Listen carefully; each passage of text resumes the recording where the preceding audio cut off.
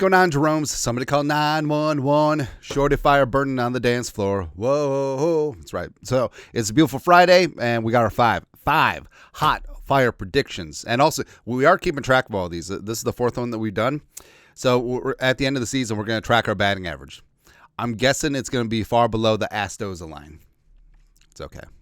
First up, number one, O'Neill and Metellus extended before week one. So this probably isn't the craziest one. Metellus is in a contract year, is woefully underpaid. I think that he will get something done in the 15, 16, 17 million per year range.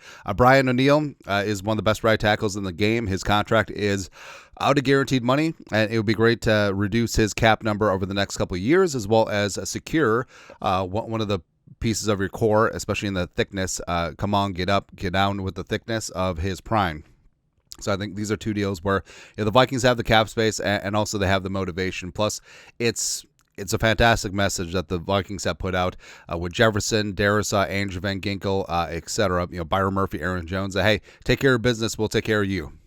That's how the Vikings roll. Next, AVG, Jonathan Grenard, and Diamond Dallas Turner all play 70% of snaps. Now, Diamond Dallas Turner played about 25% of the Vikings' defensive snaps last year. I think that trends up, and already Flores has talked about that the Vikings essentially have three starters on the edge. And how will you deploy them? Well, Turner allegedly has gotten some snaps at off-ball linebacker during the OTA portion of the offseason. Also, Andrew Van Ginkel has off-ball capabilities as well, demonstrated down in Miami. So I think that there will be a way that somehow, some way, the Vikings will have five linebackers on the field at times: AVG, Grenard, Turner, and then Pace and Cashman.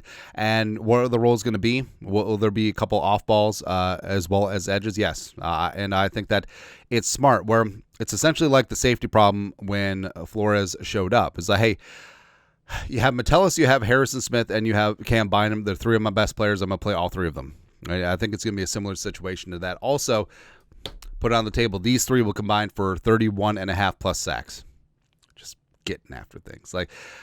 Grenard might get 30 of them, but it's okay. Hey, some combination, and we'll be good to go. Next, Theo Jackson, who's for real, leads the team in interceptions with 7. Now, Theo in his limited run already has 2 career interceptions. He does seem to be around the ball all the time. And last year, Murph led the team with 6. I think that Theo Jackson, replacing Cam Beasley 1-for-1, I think that he is going to be that ball hawk. And also, obviously, there's a bit of puck luck when it comes to turnovers, interceptions, but I think the ball bounces the right way.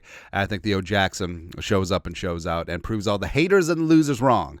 It's beautiful. Next, an unforeseen blockbuster trade midseason. All right, so a lot of midseason trades are driven by circumstance. Sometimes there's alien abduction.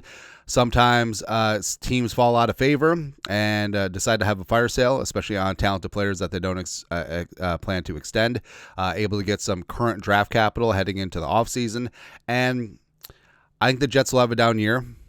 I think that the process of extending Sauce Gardner is going to be too much for the Jets, and I think that the Vikings could swoop on in. I mean, the Vikings could pay Sauce Gardner since J.J. McCarthy's on his rookie deal. Also, even though, like I said, I'm very confident in the cornerback room, but Sauce Gardner's Sauce freaking Gardner, right? For my money, he's a top 2 cornerback in the league, and he's not 2, right? So adding him to this mix, and how much is it going to cost? 2 first-round picks. F them picks, because guess what? The Vikings are going to be good this year. They're going to be good next year. So those are going to be late first-round picks as it is, ideally number 32 overall. And getting him, baby would have to go. Or sexy Dexter Lawrence. Sexy Dexter. Let's go. Lastly, number 5, the Packers finished dead last in the NFC North. And it's going to be something glorious to see, because all of this talk, because Jordan Love has proven that he's massively inconsistent. And it's the wide receivers. Hey, y'all were thumping your chests as like, hey, we got 5 wide receiver 3s. Woo, it's good to see. But I do think that the wheels fall off the Packers. I think that there's too much infighting. I think that the offensive line is in flux. I think that their secondary outside of safeties is definitely going to be decimated. They actually should have held on to Jair Alexander, all right? But I think that the Packers will just have too much going on. I think the Bears will still be bad, but they'll be slightly better. The Lions will take a huge step back. I think the Vikings win the division, with 13, 14 wins. The Lions finish 9-8. The Bears finish 7-10, and then the greasy, grimy Green Bay Packers, 6-11. Not even 7-11, 6-11, and it's gonna be glorious to see. I can't wait. It's gonna be good times, man. Anyways, that's it. Five hot fire predictions on this beautiful, glorious Friday. You guys are the best. You know what to do. Skol production value.